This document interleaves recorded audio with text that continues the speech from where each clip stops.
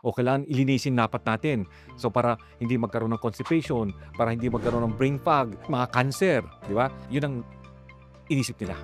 Konti lang yung studies na nagsasabi, uy, maganda to. Marami rin nagsasabi na medyo harmful pag-uusapan natin. Hindi naman ibig sabihin, alternative medicine is pangit. Hindi ho. Tama bang hula ko, Doc, na malamang i-discourage ka ng doktor? May mapapayo po ba kayo para safe? Okay. Siyempre, number one.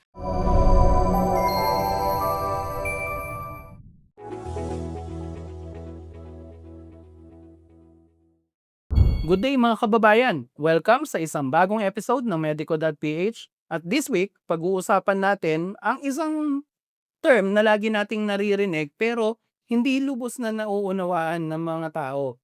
At yan ang tinatawag na colon cleansing. So, para mas maliwanagan tayo kung ano ba ito, kailangan ba natin to, may benepisyo ba ito sa kalusugan natin? Kasi lagi natin naririnig, pag sinabing colon, cancer na yung kasunod eh. So, link ba ito doon? Alamin natin.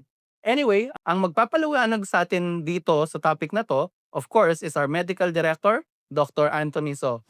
Collagen supplements. Habang tumatanda, mas madaming lumalabas na sakit sa katawan. Ang mga pananakit sa leeg, balikat, kamay, likod, tuhod, at iba pang tinatawag na joint pains. Kung hindi maaagapan, maaari itong lumala at maaka-apekto sa araw-araw na pamumuhay. Kaya ang payo ko sa mga chronic joint pains, mag-take ng collagen supplements. Tumutulong ito panatilihing maganda ang kalagayan ng joints para mabawasan ang pananakit at iwasan ang paglala. Bonus pa, nakakabata pa ng balat, buhok at kuko ang collagen. Kaya pag regular ang pag-iinom, ramdam ang panunumbalik ng ganda at sigla ng katawan. Pero syempre, di lahat ng collagen ay pare-pareho. Kung hanap ninyo ang pinakamabisang klase, pumunta lang sa store.medico.ph sa inyong mga browser o hanapin sa Google. Maaari ninyong i-click ang link sa description.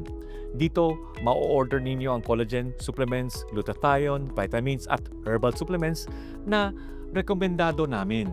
Tandaan, store.medico.ph para sa original at ubod ng bisa na collagen. So, Doc, Yes, Coach Len. straight away, Yes, Coach. ano po ba itong colon cleansing na to?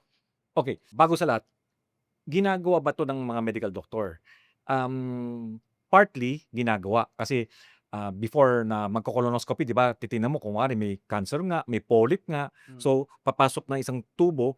Kung medyo madumi yung bituka natin. Kasi, ano yung colon? Ang colon is, di ba, tiyan.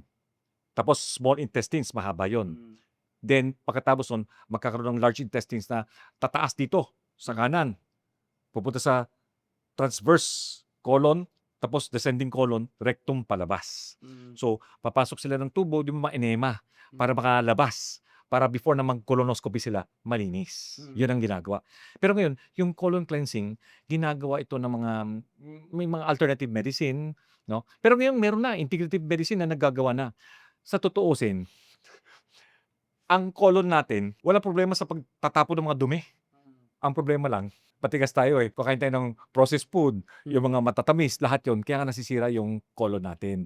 Nagkaka-constipation. Kaya nga, baka magka-constipation. Kaya nga naisip nila, kailangan ilinisin dapat natin. So para hindi magkaroon ng constipation, para hindi magkaroon ng brain fog, hindi magkaroon ng mga cancer, di ba? Kailangan linisin natin. Yun ang inisip nila. Kaya nga ginawa to. So, sa mga hindi pamilyar doon sa sinasabi ni Doc na colonoscopy, proseso po yun. Yun, ginagawa yun ng mga doktor talaga, lalo na yung mga gastroenterologist natin. Kung saan may device na ipapasok sa back end natin, hindi lang basta tubo yun, di ba? Ano yun, may camera sa dulo. Yes. Para makita nila yung colon mo, which is your large intestine. Titignan nila doon primarily kung ano nangyayari, pero isa sa mga common nilang tinitignan, yung tinatawag ni Doc na polyp, yung parang mga extension sila. Lilit na parang balloon, gano'n. Oho. Yun yung posible na maging cancerous, di ba, Doc? Tama. Tas And meron siyang tubo na pwedeng mag-clip para Tama. kunin. Parang sisiluhin nila ng ganun yun tapos Sakto. kukunin nila. Ang na-mention kanina ni Doc, minsan may enema or sa Tagalog, yung term nila nung 80s at 90s dyan, labatiba. Ayan. Punchline yun sa comedy, di ba? Pag sinasabing mukha kang nalabatiba, parang Ewan ko kung mukha kang nalugi o Ayun, 'di ba? Oo, tama. siguro masakit Oo, kaya oo, gano'n yung oo, oo, sabi. oo. So ayun po, pero sa totoo lang yung labatiba na yan hindi dapat katakutan, 'di ba Doc? Kasi Mm, medical procedure po talaga siya, mm, eh. Na-mention nga ni Doc, minsan kasi 'pag kino-colonoscopy yung tao tapos madumi yung sa loob, eh, baka hindi makita yung mga polyp, ganyan, yung mga mm, kailangang ayusin. mm. Kaya ina-advise minsan ng mga doktor na magpalinis muna, tama po 'Yan, ba, Doc? tama po sir. Okey. So, Doc, na-mention niyo hindi laging ginagawa ito ng mga doktor, Mm, minsan alternative medicine. mm. Kailangan po ba talagang gawin ito sa tao, and if so, sino dapat ang gumawa? As of now, yung nga, sabi nga, yung colon kaya niyang gawin ang trabaho nila. Hmm, Tapos yung study medyo konti lang ang, yung effectiveness niya, mm, konti lang yung studies na nagsasabi, "Uy, maganda 'to." Okey. Marami rin nagsasabi na medyo harmful, pag-uusapan natin kung bakit harmful, mm, okey. Ang gumagawa usually dati alternative medicine, mm, okey. Pero ngayon medyo may mga integrative doctor na, doktor sila na pumapasok na siya sa mga alternatibo na mas scientific base, 'yun ang ginagawa niya at yung mga machines mas high-tech na ngayon. mm. So, dati hindi mga licensed medical professional lang Opo, gumagawa, Doc. opo, opo. So, Hmm, 'pag gano'n, hmm. may risk ho ng konti, ano, Doc? Yes, may risk ho, Oo. oo. Kasi ano ba yung colon cleansing, siyempre ang tawag nila dun is colon hydrotherapy. Ang ginagawa nila, lalagay sila ng tubo, okey? Papasok nila sa rectum, pasok sila. Eh, siyempre masakit yun, matigas yun, eh, masakit yun. May So anesthesia ba 'yun, Doc? wala anesthesia yun. Hala, masakit Pero nga pero 'yan. may lubrication naman kahit papaano. Tsaka Okey. yung tubo di naman ganyan kalaki, yung diameter medyo maliit naman, oo. Mm. So ipapasok yun. Parang gugulatin ka nila o lalagyan ng lubrication ta's may mga papalo-palo sa puwet o mamasahe para pagtapos ng, pumasok na pala." Oh, yun, Ah, oo, para biglaan, oo, yun. Ta's maglalagay sila ng 20 to 30 liters ng water. gano'n karami, Doc? Gano'n, oo, gano'n. So, talagang papasok sila. Siyempre ang pangit ng pakiramdam mo nun, 'di ba? Ah, Parang uminom 1 litro, gano'n ba karami, 1 litro. eh, parang Oo. bote ng Coke Oh, naman, hindi eh. ko na kaya yun, eh, 1 litro bundat na ako, eh. Mm, Oh, eh, di gaano karami yung tubig na yun, 'di ba? Oh, pagpasok nun, after that, eh, 'di mag-e-extend yung mga tiyan, 'di ba? tama. Then, lalabas lahat yun. Lalabas Same yun. way. Same way, oo, Okey. lalabas yun. Eh, siyempre magka-cramps yun, magka-cramps, eh, Mm. ka-cramps, eh, kakaiba, eh, 'di ba? Ka-cramps yun. Eh, may mga iba naglalagay ng coffee. Kasi daw Okey. pampalinis daw. Eh, ang problema yung coffee, lalo kapag may masama ka sa puso, Hmm. ay baka ma-absorb, magpa-palpitate yun. Eh, daming coffee, 'di papalpitate ka, hindi ganyan kaganda. Yun, lalabas yun, ka-cramps yan, mga 1 oras. Tapos Mm. pagkatapos tinanggal yung tubo, pupunta ka pa rin sa kubeta, hihintay ka pa rin para lumabas. Gano'n kahirap ang pakiramdam. Hmm. Eh, ngayon kung 'pag may problema ka sa puso, oh, diyan ka katakot. Oo Oh, nga. so magta-try. So kasi may mga iba talaga hindi makatae na, eh, constipated na, eh. So wala ng no way, gusto kong pumunta, uy pagtapos nun parang malinis na ako, 'di ba? Okey. Ang problema lang made-dehydrate ka. Talaga? Oo, Parang counterintuitive, 'no, Doc? oo, Binomba ka ng tubig oo, pero oo, dehydrated ka kasi pa rin. nilabas mo kasi talagang hindi na-a-absorb, nilalabas mo na. Oo. So dehydration, tapos yung electrolytes, yung mga minerals, lahat mawawala yun. 'Yun Pati lang. yung mga bakterya sa good bacteria, Mm. mawawala rin yun. So, kailangan din after ginawa yun, kailangan magbibigay ka ng probiotics, lalagay ka ng mga minerals, potassium, sodium na kailangan magnesium i-supply mo para bumalik yung electrolytes sa iyong katawan. Oo. Mm. So, paring mawala rin sa balanse yung tiyan mo, 'no, yung digestive system, Doc? Tama. So, Okey. pagka nawalan ng balanse, may mga iba nga, yung nga lalo na 'pag may kidney problem ka, hindi natin puwedeng gawin. Kasi kaya nga kailangan number one tatanungin dapat sa mga doktor kung puwede ba. Mm. Tapos kung anong sakit mo, tapos kung anong gagamitin, kung coffee ba, ano bang gagamitin na herbal kasi baka ma-absorb, pangit sa katawan, tapos baka mag-interact sa mga gamot ninyo. Mm. Ayan. Medyo ano, graphic yung ano, description niyo. Ako hindi ako hindi kaaya-aya sa'kin, sa way na dinescribe niyo ito. Ah, ano yung mga dahilan bakit pinapagawa 'to ng mga tao? Meron bang supposed na mabigat na benefits ito para i-justify yung gano'ng experience? Yun nga, ayun kasi may mga iba talaga di makadumi. So 10 araw di makadumi. oh my gosh, Oo, kaya nga talagang kapit na talaga, 'di ba? Tapos oo, 'pag lumabas siyempre ang ganda ng pakiramdam nila. oo nga, Pero sa kakaulit-ulit nun, pangit din. Kasi mm, bisis sa 'pag gano'n magkakasugat, magkaka-tear sa rectum, magkaka-tear yun or hmm, perforation, mas pangit pa perforation. Kaya bawal 'to kapag malala yung mga hemorrhoids niyo. 'Pag gano'n, dudugo yung hemorrhoids niyo, pangit yun. Oo. Ta's minsan-minsan nagkakaroon ng infeksyon. May mga iba sa sobrang bilis ng paglabas, pangit ang electrolyte, pangit sa katawan at yun nga medyo may mga iba medyo may napapa-hospital. Yun ang ayaw natin. Okay. So, sa makatwid ho, Doc, dahil nasa realm siya traditionally ng ano, ng alternative na medicine, 'pag tinanong mo siguro ito sa family doctor mo, sinabi mo, "Nahirapan akong dumumi, eh, magpa-colon cleansing kaya ako?"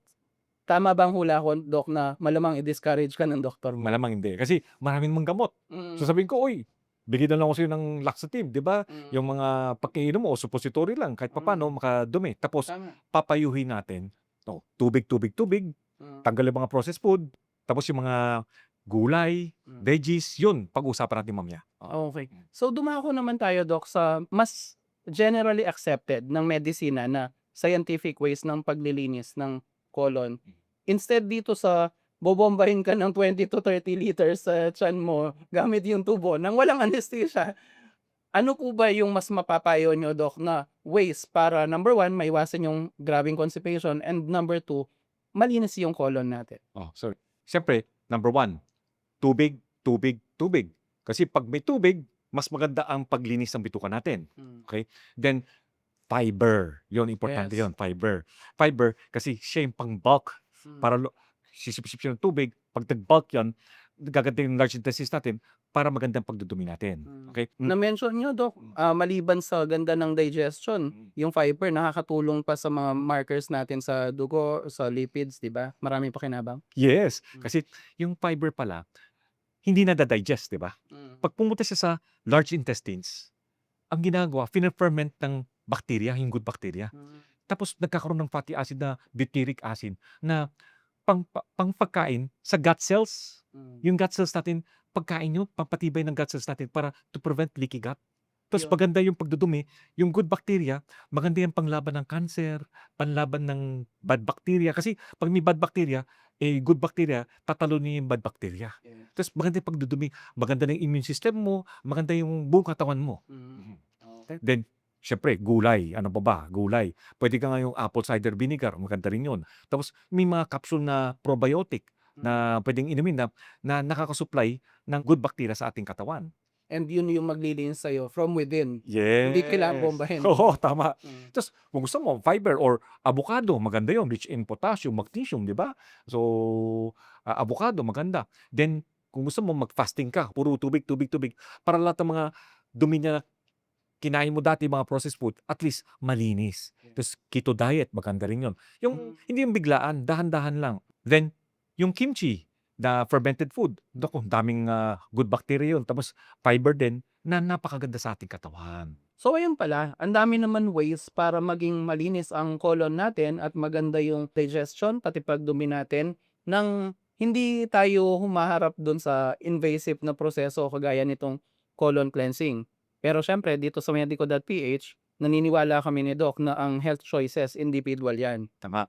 Hindi namin binabash or hinuhusgahan ang mga health choices ng mga ibang tao kasi kahit maunlad na yung kaalaman ng medisina, marami pang bagay na hindi pa nadi-discover. Yes. So, Doc, Yes. kung determinado po talaga sila, Mhm. handa na sila na magpabomba ng 20 to 30 liters sa ano, sa backside, Okey. magpapa-colon cleansing, may Oo. mapapayo po ba kayo para safe? Okey. Siyempre, number one, tingnan mo yung lugar. Tapos tingnan mo kung matagal na niyang ginagawa. Tanungin mo sa mga pasyente niya na kung okey ba, kinalabasan. Kailangan okey, tapos yung nag-graduate siya sa mga PHITAC certified, yun maganda yun, okey? Then siyempre dapat yung ginagamit is disposable. Hindi puwedeng paggamit Gagamitin oo, ginamit sa iba, oo, gagamitin din infection sa'yo. kasi, infection, oo, disposable dapat.